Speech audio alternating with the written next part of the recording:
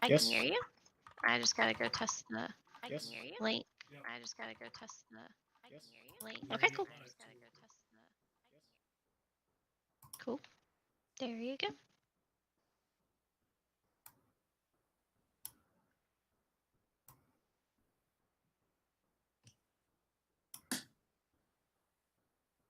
All right, good morning, everyone. It's December 15th. Welcome to Canvas Admin Office Hours. I don't know about you guys, but I can't believe that it's December 15th. Like, I don't know how that happened. It's crazy. Got a couple memes up on, as we get ready for the holiday break. It was a good reminder for us to let you know that we will not be having our meetings the next 2 weeks. So this will be our last one for 2020. And the memes were kind of appropriate because I have a counter surfer at home who likes to jump into everything. I'm sure Jake's cats probably mess with the trees. How do the kittens do with that? We're working on them. They've climbed. They've gotten a little tangled up in the wires, and it's been a time, but they're getting better. Oh. And then the other meme, the top meme, made me think. Do you guys have a favorite holiday cookie? Chocolate chip. Really? I like Yeah. the ones where they have the little Hershey Kiss in them. I don't know if they're peanut butter or what, but they have the Hershey Kiss in it. Yeah, those are Usually good. peanut butter. Right? Those are the best. So Yeah. My Yeah, mother-in-law just sent us a whole care package of cookies, including a thing called the peanut butter squares. I'll have to send you the recipe. These things are good. I like Buckeyes because that's what I'm used to up north. Oh, I'm not even- Buckeyes, yes, I'm Yeah. familiar with those. Those are Yeah. That's definitely a northern Midwestern thing right there. So, Whatever they love. It doesn't hurt, being a Buckeye fan. We have a reason to have those. So, all right, so let's get into reminders. Same as every week, but again, we always think it's good to put it. I've actually noticed some tickets that had come in that had tons and tons of detail where I can actually get in and complete it right away because they've given screenshots and links and everything else. Please remember to visit canvas.cms Lawrence. We're continually updating that. We use it a lot. I know with tickets, I'm referring people to it, so it becomes that resource for us. The bit.ly.cms Google account, which is case sensitive, is another great resource. Amy created that, helps resolve account conflict, is what I like to call it.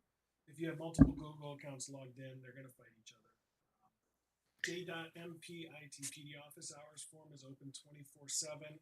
And Justin, hang on. Can you bring your mic in a little closer? We're getting report that you're harder to hear. Yep, I was working on that. Is that better? Yes. Okay. I feel like you're with me. Sorry. So remember the office hours form is open 24/7. We do kind of monitor it during the week periodically. And remember to submit Shearwell tickets and the PD course support forms. Remember to include as much detail as possible. And Power School changes would take 24 to 72 hours. I didn't save my homepage. Let me go back. Thought I fixed it, but apparently not. Amy, are you able to correct that? They're saying your mic is not better. Just check that you're turned all the way up on your OCS. I am. I'm going to switch. Sorry. Nope, it was working earlier, so. Yeah, I mean, we can hear you like it's normal. For some reason, OBS is not picking you up well. Let me change. I will fix your home button, though. I got you. I thought I did, but apparently not. All right, is this better? Did that change at all? Okay. That's weird. So we are experimenting again. We're each taking our turns doing OBS and making sure we're good with it. And we're running into our technical issues. And it's my turn this week. So again, keep us updated. Let us know if that's any better. I did add one thing to the reminders. I thought it was known, but I guess not. The webinars can be viewed asynchronously. So we record them each week. And then is it showing the correct presenting to everyone? Oh, interesting. Thank you. We record the webinars as we go, and then we post them immediately. So know that if you're unable to attend our normal time on Tuesdays at 10:04, that you can view them as needed. It is not showing me what I want to see. Hold on. There we go. I had the wrong page up. So I was I was showing our meet and not our slides. My fault on that. So again, this is my first time driving, and I'm doing a great job. All right. First thing, update. Jake, did you want to talk about this equation editor and the blueprint sync?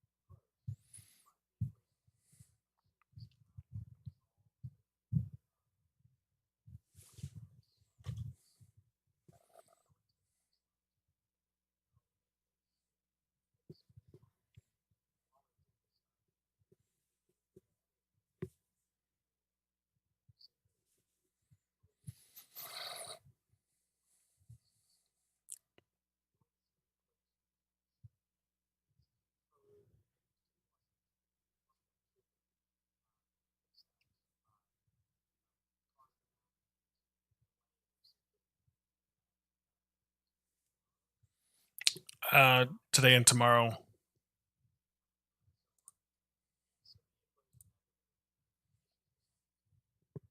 Okay, cool.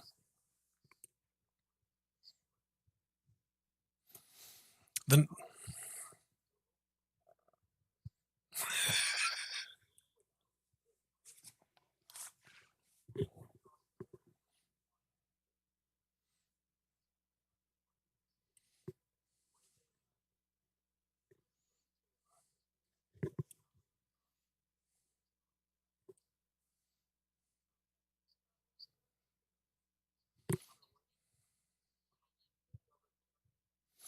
all right. So apparently, yeah, I've got this all messed up today. So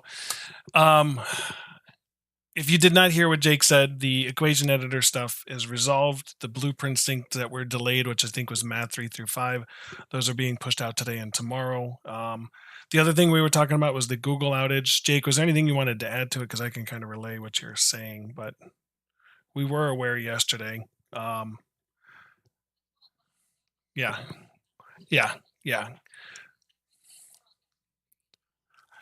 So I think what we're hearing is that it was, it's been fixed, but they're seeing some accounts and some issues here and there. So the next topic we wanted to talk about was a new feature that we were made aware of that's, I think, rolling out this weekend. It's called the individual page student view. And this is the reason I wanted to bring it up is it's going to impact what you're going to see on home pages. So normally on the home page, your student view button is over here on the right. And Amy, I don't know if you've seen this yet. Okay. And we'll get into that. It's not getting my desktop audio. I don't know why. Sorry. So know that there's a change coming to the student view button. That student view button will move up here to the top right. That's on the home page, and then any other page that can be displayed that is supported with individual views is now going to have that. So to make it more accessible and more of a good reminder that student view is an option for your pages throughout your course and not just on the home page. If you'd like to learn more about it, if you click here on the link, if my stuff opens, which I didn't have it open, it's a part of the release notes, and they give you more details on that. That is coming, I think, this weekend is what she told us. So just to be aware of that. If I go home, thank you, Amy. Next thing is some of our pro tips that we wanted to share with you and how we learn things. It's kind of our morning reading list. I know Amy does this with her coffee pretty regularly, right? I think she's still there.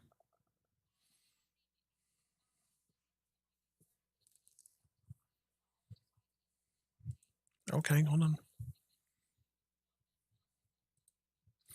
It's my turn. It was showing up before. Hold on.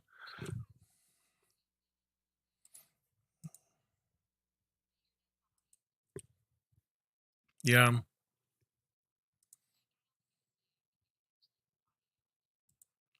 That's weird. It was on the other thing. So, well, I guess you guys get to talk to me only today, and we'll review this later, right?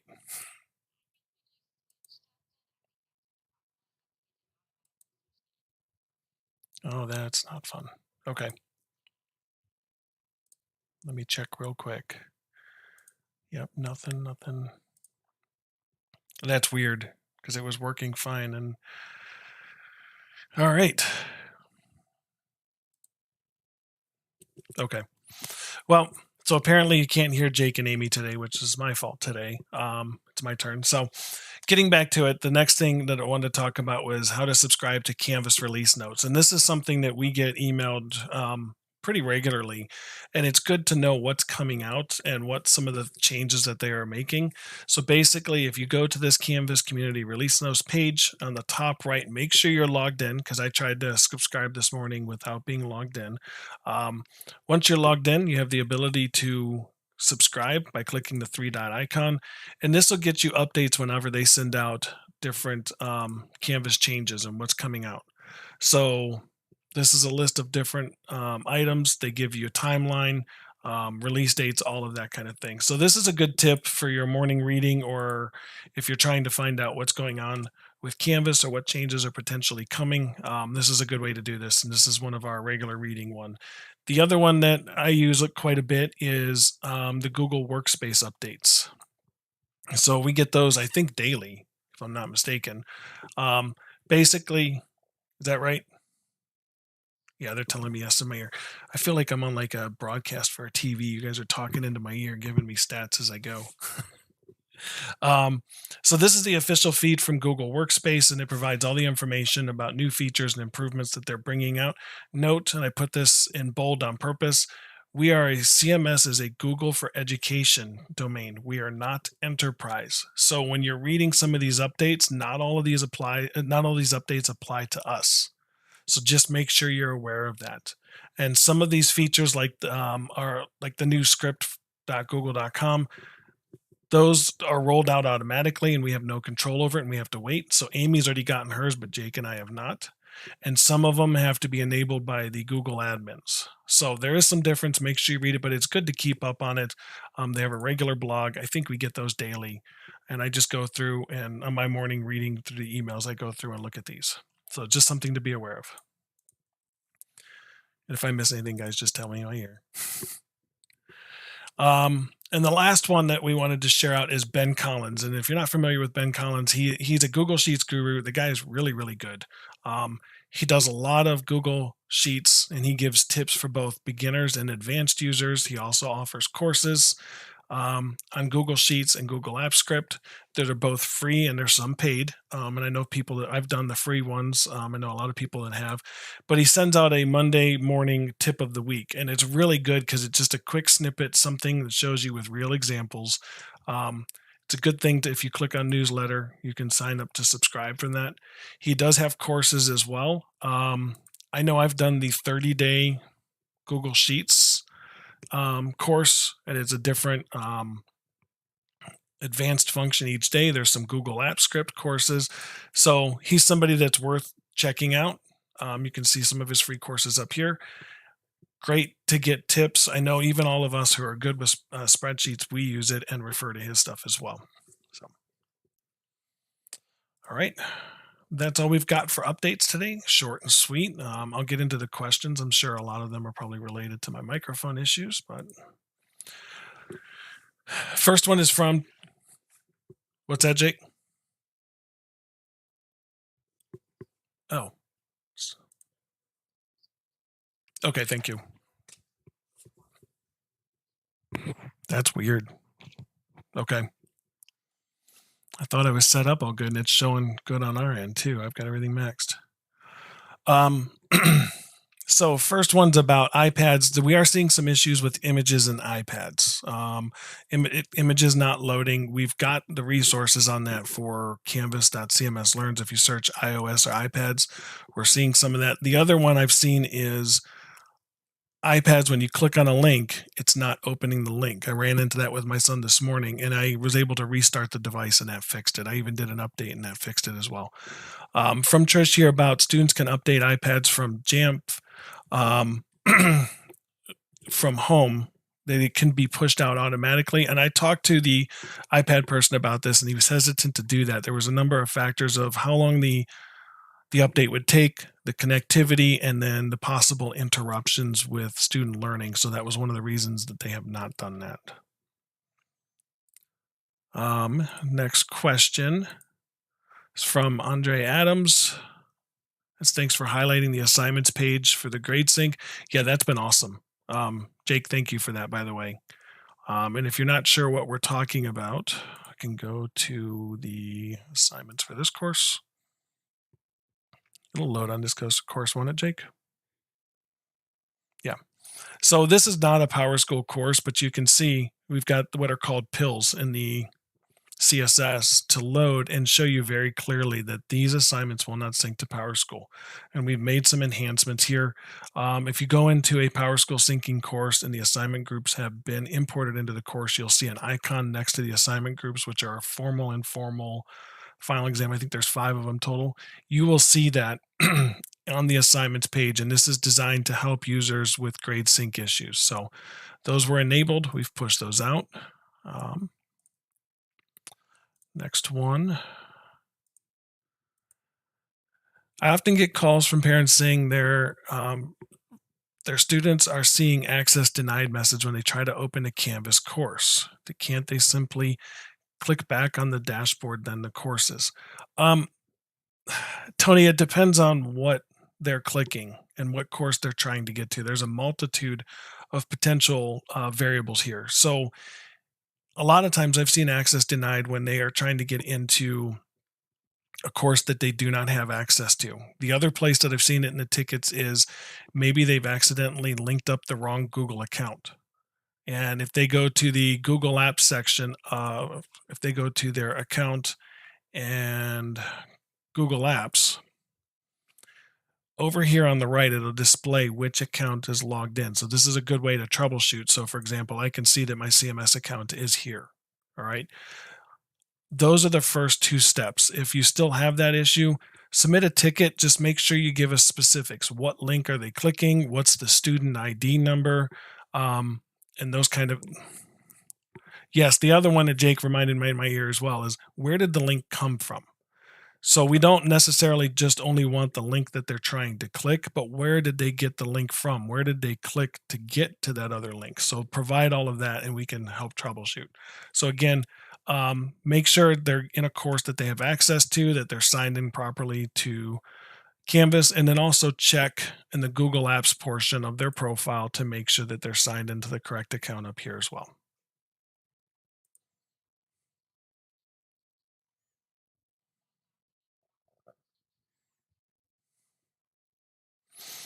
Yes, I forgot about that. Amy reminded me of another one that we've seen where the teacher will create a Google Doc in an outside account, a personal Gmail account or Google account, and that can cause an issue where students are not able to see it as well. So the document that the students are trying to get to must be created and owned by a CMS Google account as well. Next one. Last one so far. Teacher stated that she has imported assignments into her semester 2 blueprint course from semester 1. She's tried to delete the semester 2 assignments to remove duplicates. However, it's the deleting the assignments reappear. Is there a workaround for this one? I wonder if they're coming from the blueprint. That's what it sounds like it's a blueprint sync on this one. Robin, if you submit a ticket with the course the teacher is having the issue with, we can troubleshoot. That would be the best advice I have because we're able to see the blueprints as well. And I would say make sure you let us know which exact assignments are the issue so we can see.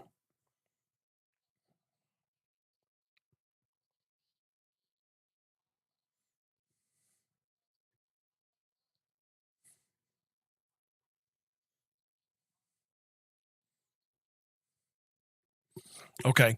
Another thing that Amy pointed out is make sure that teachers are not importing all the content from semester 1 into semester 2. And the reason is if they import all of that, they're going to get duplicates. So be very selective about what you're bringing over. Did I say that right?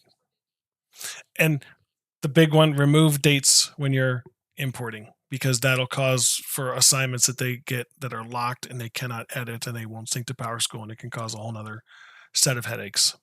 So, next question is from Nelda. This is actually a Chromebook hardware question. You're going to check in on it?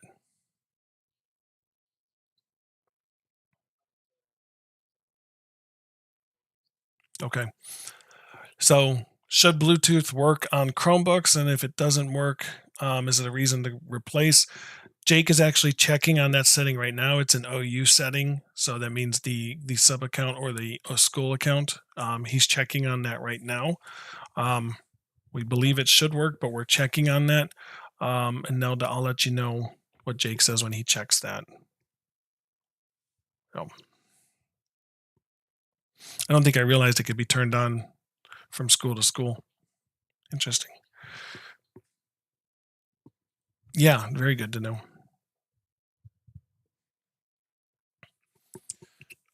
So that looks like that was our last one. If you got questions, please remember to submit them to j.mp/ITPD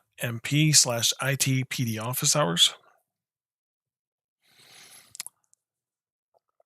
And I'm going to look really quickly why my desktop audio is not coming in. Did I share? I shared a window. I didn't share the whole screen.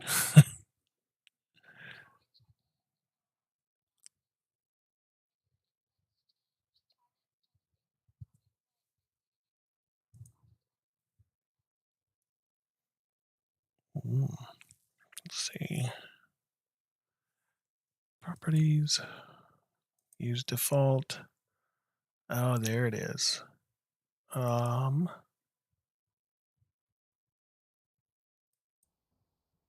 ahead and talk now. It's still not there.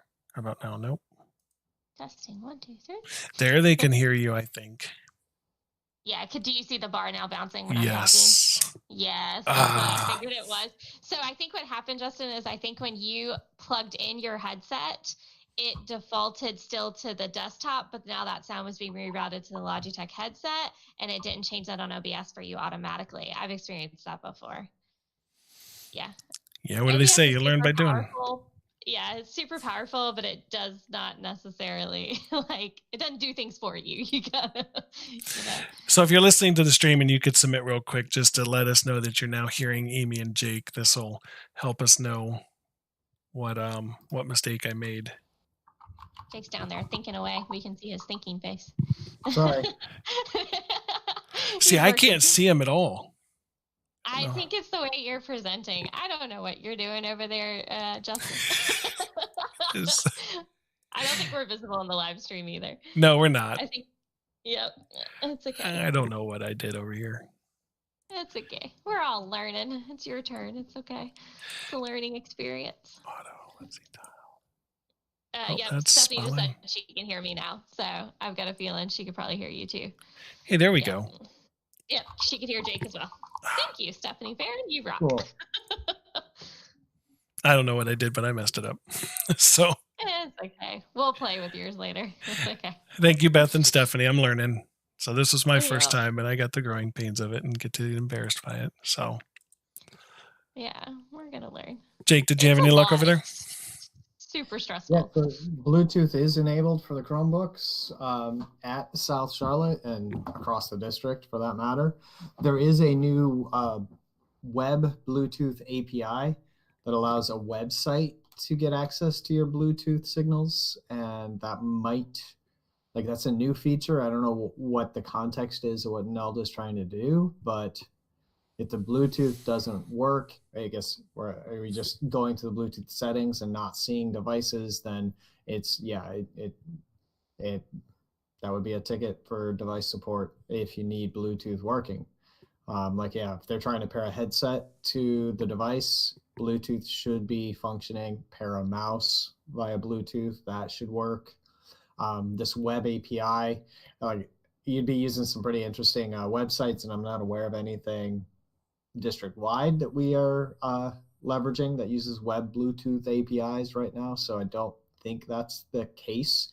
So it's probably a hardware issue where the Bluetooth is not working on that device. Cool. Thank you, Jake. Yep. Yeah. I know a lot of the kids plug them in with their AirPods or whatever.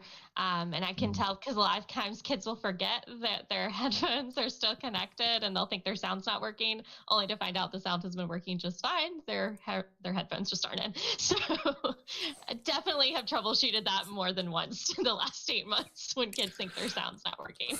Yeah, and how many times have we done that in a meeting, not realizing which device I'm on? And yeah.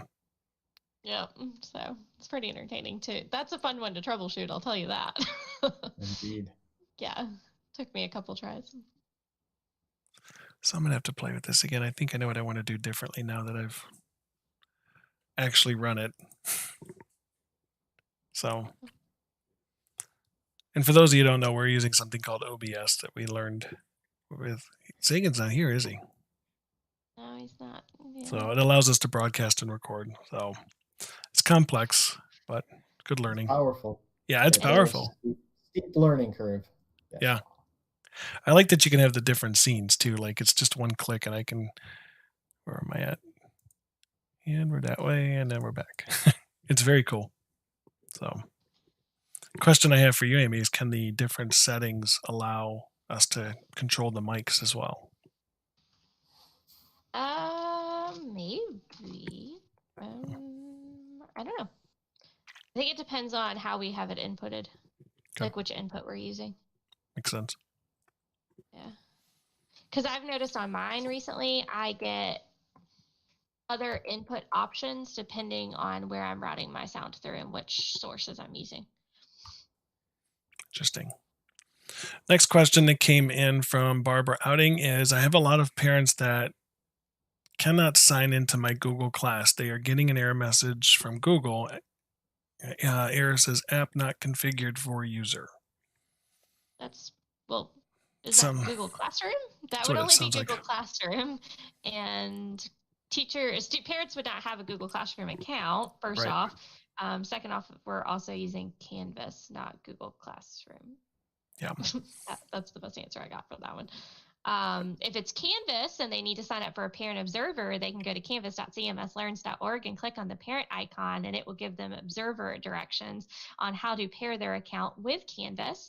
And I will tell you that I have spoken to plenty of parents in the last 8 months about how to set that up, and they love it. I will say, like, I don't have children myself, but my coworker does, and she uses Canvas Observer very frequently. It's much more useful than just having PowerSchool because the parent can actually keep up with what their student is doing in real time versus where PowerSchool feels a little after the fact.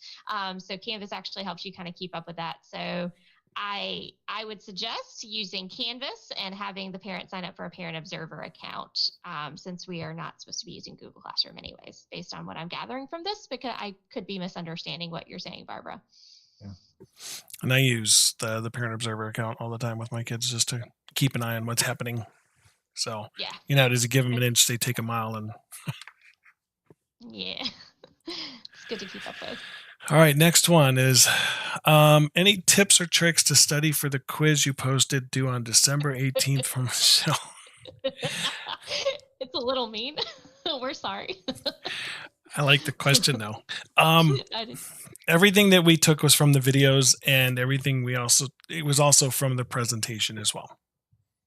And you also get multiple attempts. So just keep retrying. I would say practicing some of this too. Like if you've seen us teach you something and you had a question on it and you struggled with that question, go read the Canvas guide on that thing, or go rewatch that part of the video.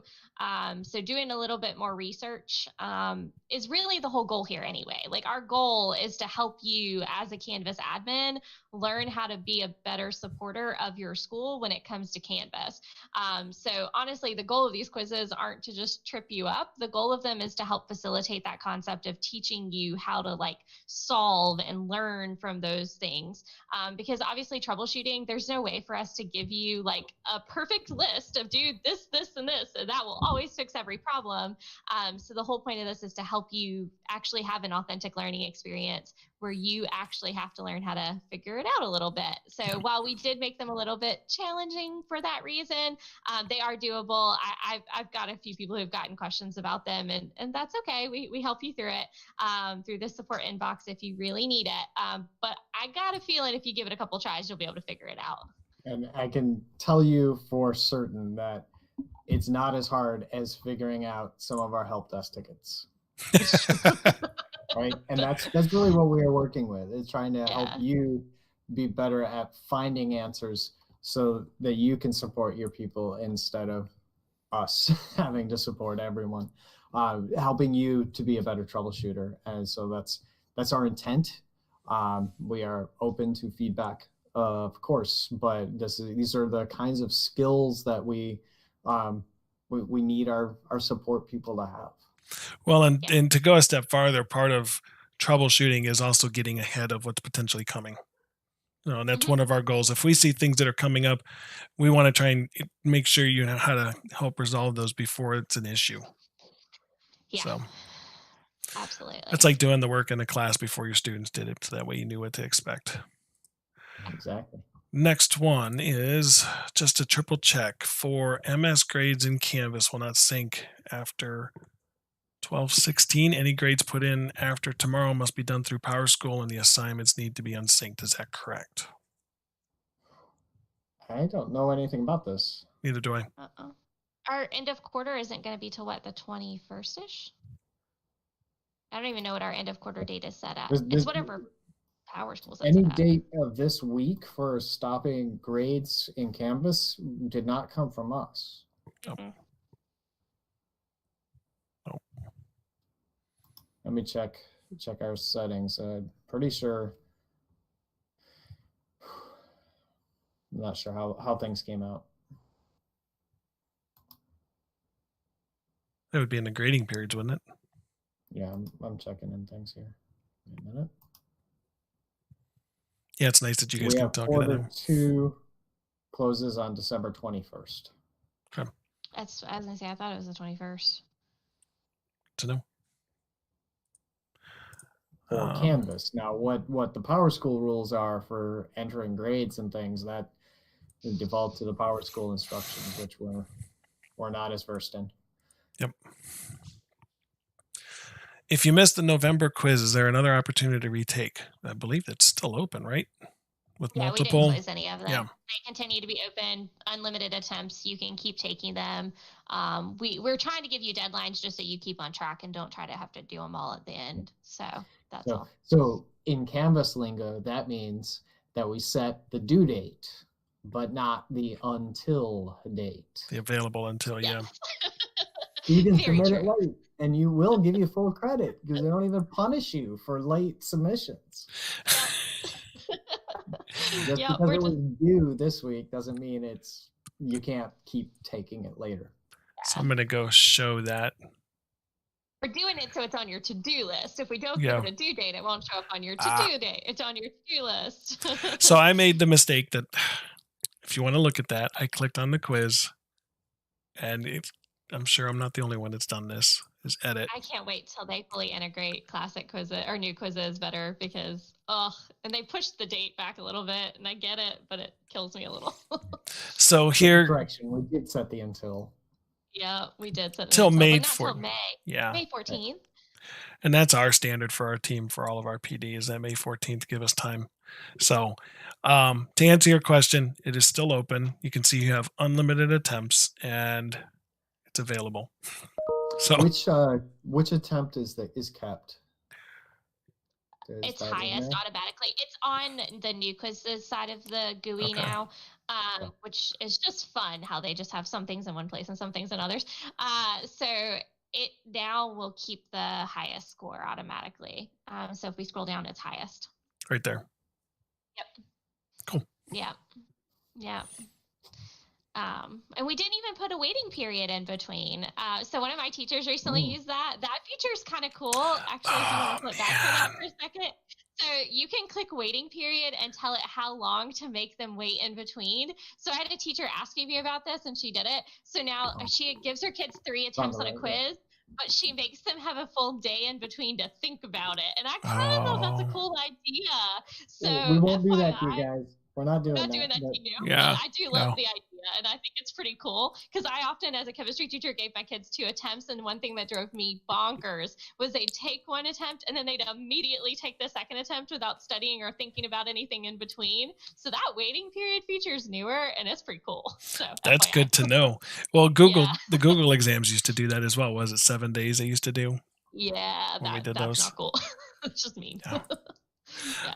Next question is, per the data manager, says grades end on 12/16 even though the quarter ends. Want clarification. So That's a Brianna, if specific. your data manager says grades end on 12/16, then grades need to end on 12/16, and your teachers need to stop inputting grades or passing grades from Canvas to PowerSchool by 12/16, and they need to finalize their grades in PowerSchool by 12/16. For your site. Yep. Yeah. To not confuse anybody else. Yep. For your site. And then, so Barbara, again, sorry about the last message. The parent is having problem accessing my Zoom account. They are getting an error message from Google saying that reads the app is not configured. Does that mean they're not logged in with the student's Google account? Well, they're the parents, though. I Right. wouldn't expect them to be. Right. It's the way that they've authenticated. So Zoom authentication now, they can set it to where it's only within domain. If you're going to be accepting parents into that, then you need to adjust that setting because parents do not have a Google account inside of CMS domain. So more than likely that teacher has set, or you have set your Zoom room to only allow CMS authenticated users, which I believe is the default by CMS now for security reasons. So you'd have to change that setting in order to let outside of domain users in. It's a little different than Google, where Google kind of knows one way or the other and gives you the choice to admit them or not. So you have to kind of pay attention to your Zoom settings. But we are not wonderful at Zoom. I only know that because I've been troubleshooting that with teachers. So if you're confused, you could always call the help desk for clarification. Sorry, Sagan. Yeah. Well, and the other thing too is be aware if you change that setting, the potential issues with that. So be aware of that. Yep. But I think that's what that is. Okay. I have not messed with the Zoom settings yet. I gave my teachers a PD on all 3, and that was the thing that they had changed a little bit when Zoom went enterprise for us, or licensed for us, whatever their word is for it. I think it's licensed. Okay. Sorry, guys. Do you think it's a setting they can do on their individual Zoom application? They can, and it's actually for the individual meeting link. Oh, interesting. Yeah. I think CMS has set the default that automatically applies like when you create a new meeting, and then they'd have to change it on that specific meeting. I don't think they're able to change it for their whole account anymore. Oh, I don't have that Zoom link. Yeah. Never know. Yeah. Do you have the Zoom link? The other thing is they need to make sure that they have a CMS licensed account, because the other issue I've seen is teachers who did not follow that process to get their account converted also could have problems. But at that point, if you haven't got it converted, I think you have to contact the help desk. Very good. That's been a while. Cool. So, do you remember the keystroke to make the chat show up like you just did, Justin? Hold on. It was Alt-Shift-M? No, Control-Alt-C. Dang it. Right? Control-C. I do. There it is. Wait a minute. That wasn't it. Mine's Control-Alt-C. Control-Alt. I know the ones for muting and all that. I haven't. Yes, there is. Thank you, Trish. That's a good point. There are. Cool. Yeah. I think that's where I learned it, because I attended that Zoom 101 or 201, one of them, to learn how to provide the PD for my teachers. So, yep. Control-Alt-C. Thank you, Jake. You're like the key. Forcing you to learn keyboard shortcuts. No, the one that I like is this one. I like Control A and Control L the most, other than Control C and Control V. Those are my two. So I know this is Control Shift 8, Yep. but this was is it Control Shift arrow? No. It's Control Alt arrow. I don't know. This one I always What are you trying to do? forget. Shift, There it goes. Shift Ah, Alt yeah. arrow. This is a good one. Shift Alt. Yeah. So And you don't even have to select it. You can just be on the line to move it. seriously? Oh, Oh, that's wow. even I better. didn't know that. Yeah. Hey, I taught you what encode though. Control And D. That's universal. That's an OS. I like that. Yeah. I like that one. Shift Alt arrow. Cool. It's funny because I realized how much of a keyboard person I am when I was trying to teach people how to update Chromebooks for me. And I was teaching them how to, I was like, can hit Control L, type Chrome : / help and press enter. And then I was like, oh, these are not people who like use computers like a lot and don't really necessarily like keyboarding. So I was like, never mind, click on the clock, click on the gear. But I had to like actively remember how to not do it with keyboard shortcuts and stuff. So yeah. Well, and as we were talking about today, I mean, I've got at least four keys that I can see. I don't even know what the letter is. It's gone. I was hearing y'all talk about that earlier, Justin. What do you do to your keyboards? Like, I am not, like, how are you that hard on the keyboard that you're wiping the letters off? Well, he also buys really ergonomic keyboards, but they're ergonomic keyboards. It's hard to get a good key switch and key cap. Gotcha. I could see that. So I just thought that was hilarious. So I have worn out S, D, what is that? C and E. Goodness gracious. S and D are because of coding, save in and delete a line. C is an obvious one. E is probably from the Google Meets, turning my screen on and off. Control E. Oh, yeah, you do that. You do, yeah. You're rough on keys, though. Well, I'm not what you call a small person, so that's probably a contributing factor as well. Yeah. I feel bad. Thinking, I don't think I've ever done that to a keyboard. Well, Jake's got the other one that shows I've done it on multiple. I felt bad when students would come in to try and fill in their email address and they couldn't find the D. Oh, wow. Yeah. So my typing class, the teacher had a bunch of old typewriters and she had removed the labels off of all the keys. And that's how we took the test. And honestly, I love that woman. I type really fast and I will always say thank you to Miss Rochester. She taught me computers. So thank you. She rocked it. And it was helpful.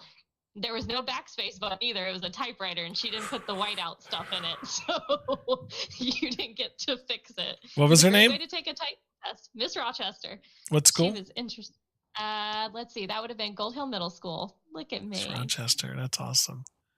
Yeah, she was a trip. She was really good. I was using floppy disks still, so I am old enough to have used a floppy disk. Right on. Nice. Yep. Justin, can you edit a Canvas page? Just go in and start editing a page. Sure. Does not matter. Since we're on the keyboard shortcut. Nope, wrong. Here, just real quick. The only one I know of that is like Canvas native keyboard shortcut is when you're editing. Okay. Control Shift F. Control Shift F. Oh, full screen. Full screen mode. Yep. Oh yeah, I do like that one. I like being able to edit in it. Yeah, I like that mode. I love that they have done that. I like the distraction-free typing. Yeah.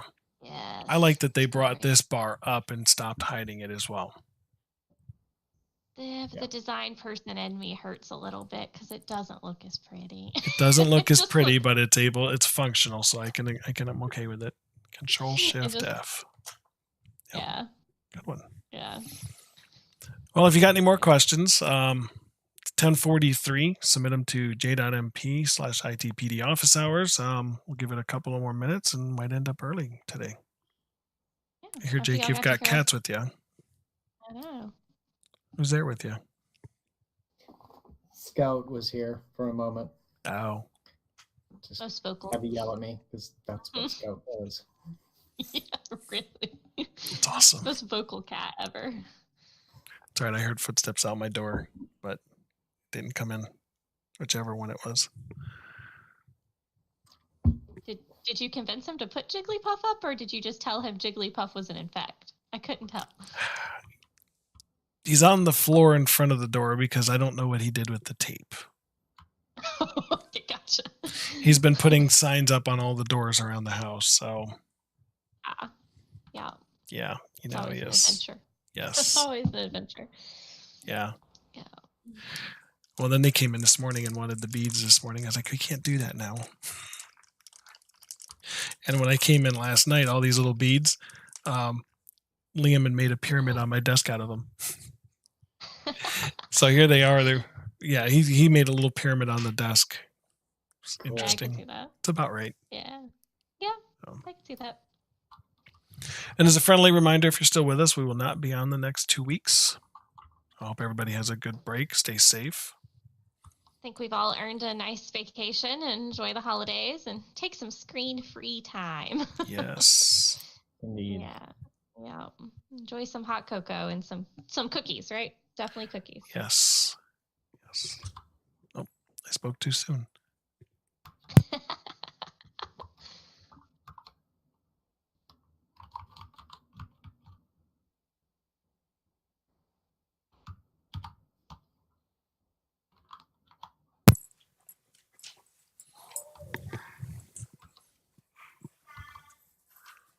Make sure you close the door, please. I got both pups with me now. Oh, there we go. Oh, he just have a great weekend. You too, Beth. You have a great break. Hi, guys. Get ready for the second half of this Yes. wild ride we call the 2020 school year. Yeah. It'll officially be 2021 when we get back. We'll get to see if it is just 2020 or not. Yeah. Well, everybody, we hope you have a great, safe break, and we'll see you on the other side. Bye, everybody. Oh, where's my mouse?